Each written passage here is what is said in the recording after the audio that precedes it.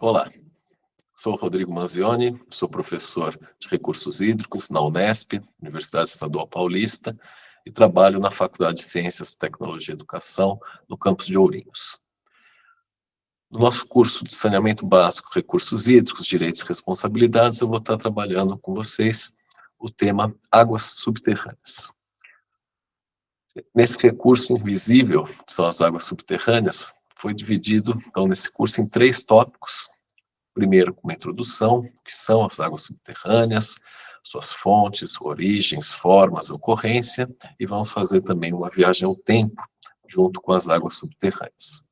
No tópico 2, trataremos das interações entre as águas subterrâneas e as águas superficiais. Falaremos dos processos de recarga e descargas de aquíferos e também da poluição e de outras ameaças às águas subterrâneas. E, por fim, no tópico 3, a gente vai falar de algumas ações para a gestão da qualidade, da quantidade das águas subterrâneas e também como nós devemos pensar para proteger esse recurso tão importante. Então, o que são as nossas águas subterrâneas? A água subterrânea é a parcela da água que permanece no subsolo. E lá ela vai fluir lentamente até descarregar em corpos de água de superfície, ser interceptada por raízes de plantas e retornar à atmosfera como vapor de água, ou mesmo ser extraída por um poço, se no caminho dela ela encontrar alguma estrutura que possibilite a captação dessa água. A água subterrânea ela tem também um papel essencial na manutenção da umidade, do fluxo dos rios, lagos e brejos. É ela que mantém o rio fluindo, mesmo que nós tenhamos secas prolongadas, meses sem chuva. Ela vai ser responsável por perenizar os cursos d'água, fornecendo águas no período em que nós não temos ocorrência de chuvas. E qual é a origem das águas subterrâneas? Tem 2 hipóteses sobre a origem das águas subterrâneas, uma na formação da Terra e outra também de formas extraterrestres dela ter chegado aqui na forma de água via cometas. E a mesma quantidade de água que está presente na Terra atualmente é a mesma que nós tínhamos quando os dinossauros habitavam a Terra. Passando agora para um vídeo do Professor Água, o Água Sustentável.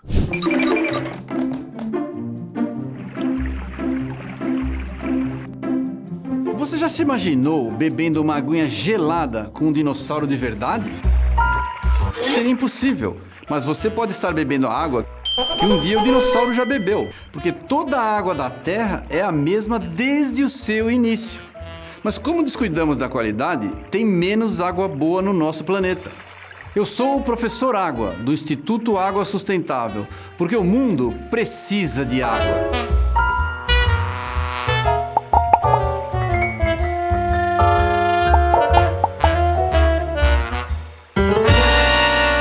A questão é que a água, essa água que os dinossauros bebiam, ela foi, ao longo do tempo, também se armazenando nas camadas mais profundas e, ao longo do tempo, elas foram se tornando essas reservas.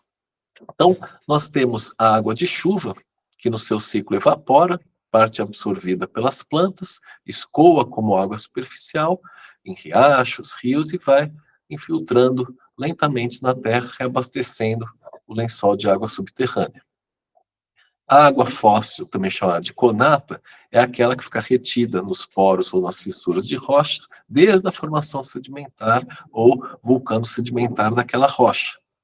E a caracterização como água fóssil, seu estudo químico, isotópico, é importante para a gente definir quais são as características químicas dessa água e entender quais foram os ambientes em que ela se depositou e foi transportada. Então, essas águas são mais comumente encontradas em rochas sedimentares que formam aquíferos confinados. Então, lembrando que o ciclo global, o ciclo hidrológico, ele é fechado. A água recircula por todo o planeta, e nos oceanos ocorre mais evaporação do que precipitação, enquanto nos continentes ocorre mais precipitação do que evaporação.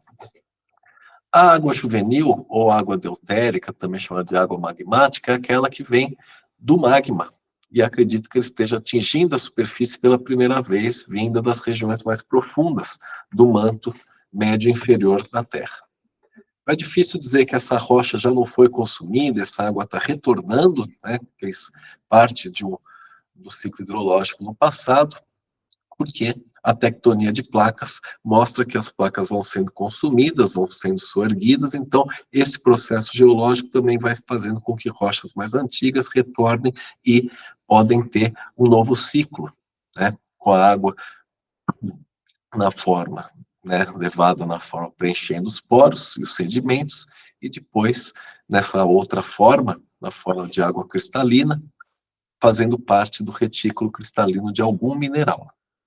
E, uma vez no manto, essa água vai ser liberada do mineral através de processos físico-químicos, levando à formação de novo magma e novas rochas metamórficas.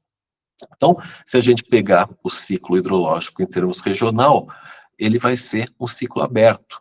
Essa água pode trocar de local e parte vai ser trazida pela atmosfera e também vai levar essa água para fora. Então a gente pode entender isso como um sistema, com entradas e saída, por isso que tem horas que vai chover mais, vai chover menos em determinadas regiões. Então o ciclo pode ser alterado em termos regionais.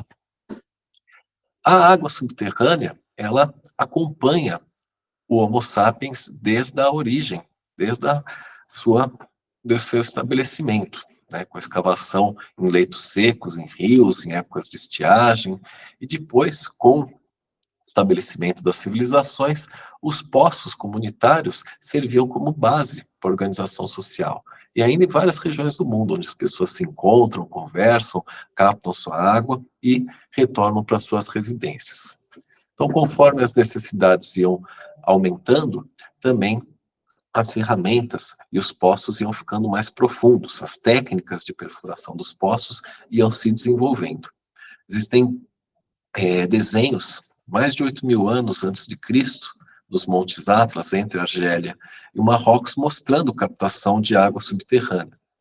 A escavação na antiguidade era feita manualmente, com pás e picaretas, e o material retirado por suspensão, e o poço era geralmente feito de alvenaria, pedra, cal, uma escada para baixar, uma tampa, um reservatório ao lado para alimentar o gado, os camelos, dessedentar os animais. Eles utilizavam também ânforas e cântaros para a captação dos poços mais rasos e os mais profundos, baldes de couro, polia, que em alguns casos chegavam já a 50, 100 metros no Oriente Médio. Então, a água sempre foi vista, né, de uma relação muito forte com as civilizações antigas, tanto como fonte de alimento, mas também como transporte, navegação, e ela trazia o desenvolvimento aos povos que possuíam acesso a essa água. Então, várias regiões do mundo antigo existem ainda esses sinais de como a água subterrânea, não só a água como um todo, mas principalmente a água subterrânea, era importante, porque muitos desses locais eram de clima árido, semiárido.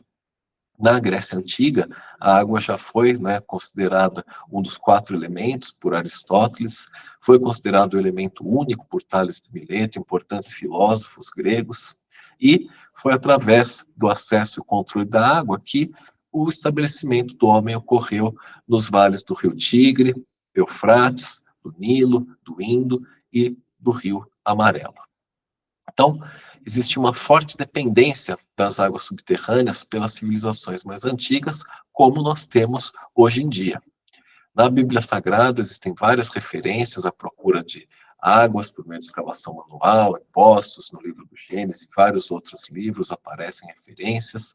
Outras escrituras, como o Código de Manu na Índia, o Código de Hammurabi na Babilônia, o Talmud dos hebreus, o Alcorão dos muçulmanos também trazem referências sobre a procura e a importância da água. E existem diversas evidências arqueológicas também de poços no Oriente Médio e na região do Mediterrâneo que são anteriores à época de Abraão. Então, eu deixo aqui para vocês algumas referências, podem ser consultadas sobre esse tema, e agradeço a atenção.